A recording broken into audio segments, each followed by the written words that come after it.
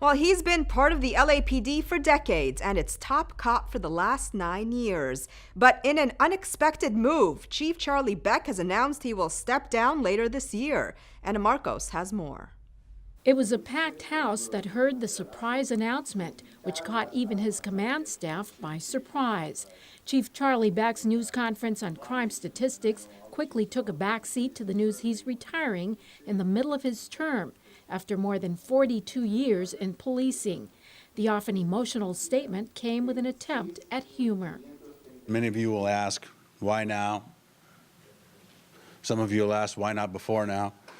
But that was a joke. You can laugh. This is not an obituary. Beck's 9 years as chief have seen him launch new reforms, and crime overall has gone down.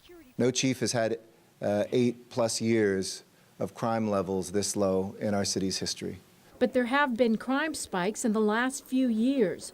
Officer-involved shootings here and throughout the nation also fueled public anger, and police commission meetings were heated, with Black Lives Matter groups often calling for him to step down.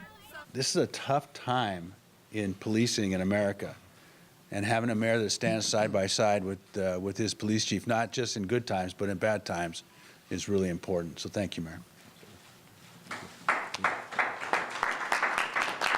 Chief Beck says the decision to retire early is his, and that he's leaving at a time when the right mayor and the right leadership are in place to pick the right police chief for the L.A.P.D's next phase.